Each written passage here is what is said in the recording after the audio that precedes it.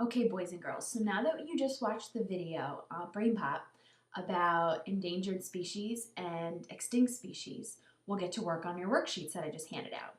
So as you can see, the title of this worksheet is Living Things Depend on Each Other to Eat or Be Eaten. Okay, so I'm just going to read it out loud because it'll be easier that way. I hope everybody has their highlighter and their pencils in hand, and we'll get started. Okay, living things depend on each other to eat or be eaten. Living things depend on each other for food.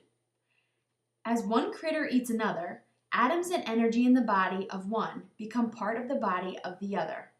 What a basic connection. Atoms are on a wonderful, endless journey all the time. They are constantly recycling from one living thing to another through this food connection. Remember, food connection. They also may become part of the surroundings of living things in their journey. If you all will just look at the bottom of your sheets right now, you'll see a carbon atom on a part of this journey that they're explaining. So first of all, you see the CO2. Who here can explain to me what a CO2 atom or molecule would be? Or if they've ever seen it before, I'm curious. Well, it's actually CO2 means carbon dioxide. Does anybody know what carbon dioxide is? That's right, it's what we breathe out. We breathe oxygen in and carbon dioxide comes out. So what you'll see is that it's two big letters, a C and an O. The C on a table of the elements stands for carbon. The O stands for oxygen. Now, I know you also see that little 2 on the bottom there. Who thinks they know what the little 2 means? Okay, the little 2 actually stands for 2 parts oxygen. So if this just said CO, it would not be carbon dioxide, it would be something else. So the fact that carbon dioxide is made up of carbon and oxygen, it has to be 2 parts oxygen in order to be carbon dioxide. And when they come together, they cause an atom to be built, carbon dioxide. So now that you know what the CO2 actually means, and we're not just talking about something that you don't know, we'll move on through this worksheet's journey that it explains carbon dioxide. So it says, suppose we meet the atom first in a molecule of carbon dioxide, CO2, which you all now know what it means, in the air. So everybody close your eyes and open them and picture that you can actually see these atoms of CO2, carbon dioxide. Let's say we name one Bob. So we've got Bob, the CO2 molecule who we just met, who we're just friends with now, and we've decided to follow him and where he goes. So what the next bubble says is, that gas may be taken in by a plant. So Bob gets pulled in by a beautiful sunflower, okay? Then, once Bob gets pulled into the sunflower, Bob gets mixed with water, which now turns into a starch molecule. So what did he start out as? That's right, a gas. You're right.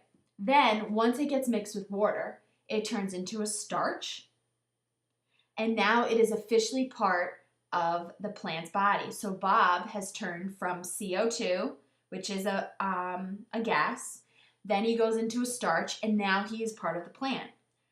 Well, isn't there a certain animal that eats plants? I believe there's a lot that you guys can choose from. There's one on the sheet here that you can choose.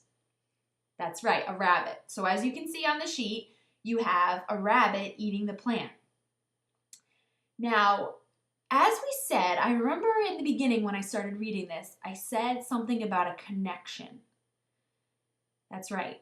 As one critter eats another, atoms and energy in the body become part of the other. So what do you think happened when that rabbit ate the plant?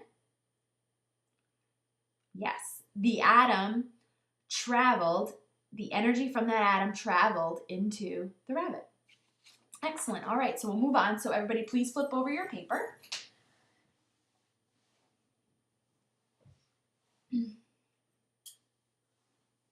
Okay, so a series of plants and animals who have a food connection, like the plant and the rabbit, is called a food chain.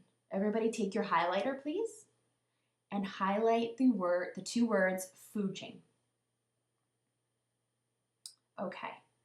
In a food chain, each living thing is the source of food for the next organism in the series. So, for example, what is a food chain that you guys can think of that you're involved in, that you're a part of? Can anybody think of one? How about, do any of you like cheeseburgers? I'm sure a lot, yes, I thought a lot of you like cheeseburgers. So if a cheeseburger's energy is coming into you, is it grown as a cheeseburger? Does it all of a sudden come off of a plant and there it is, it's your cheeseburger and it's in your house? No, exactly, you're right. The plant starts first and the energy from the plant goes into the cow when the cow eats the plant. And then when the cow becomes the burger, you eat the burger and the energy from there goes into you. So there is a perfect example of a food chain. Now, of course, not every food chain has to involve us, and it doesn't have to involve a cheeseburger.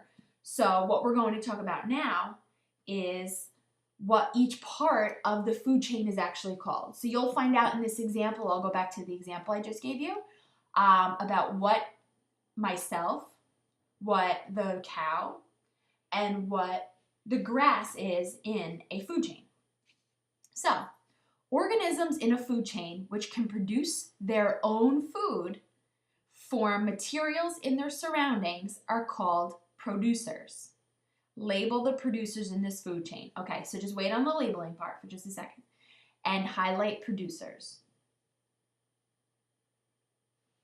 Okay, so what a producer is something that can make its own food. Do you guys make your own food?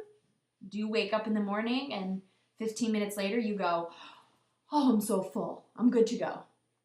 No, you guys have to get your own food. How about a sunflower or grass? You're right, they do make their own food. So the very, very bottom of a food chain is called a producer because they produce their own food. So when you look at this page here and you can see the one bubble with the hawk and the snake, and then you see this other little bubble on the left that has a snake, a rabbit, and some leaves, which do you think we're going to label as the producer? That's right, the leaves and the grass. So why don't you write that down now next to it? And then highlight what you wrote. That way when you look back on this sheet, you'll notice where you wrote, because I know that your pencils can kind of blend into this black here on the paper. Okay, so now we'll move on to the next level. Organisms which must eat their food are called consumers. So please highlight that. We'll go back to that one in just a second. Consumers which get their atoms and energy, we talked about that, from eating plants are called herbivores. Okay, so please highlight herbivores. An herbivore is a consumer which only eats plants.